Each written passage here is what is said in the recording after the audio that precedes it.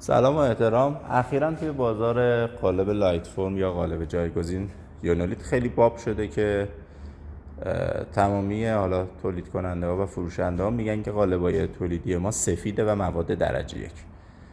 فکر میکنم فرصتش رسید که امروز یک صحبت کلی در مورد مواد اولیه و اینکه واقعا سفید رنگ چه رنگی است یه مقداری بیشتر صحبت کنیم.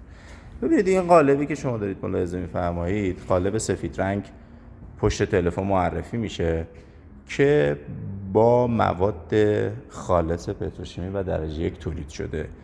این قالب رو هم بعضاً به عنوان قالب سفید رنگ پشت تلفن معرفی میکنن، در صورتی که این قالب از مواد آسیابی با کیفیت پایین‌تر نسبت به این قالب تولید شده، در صورتی که جفت این قالب پشت تلفن به اسم قالب سفید به مشتری معرفی میشه.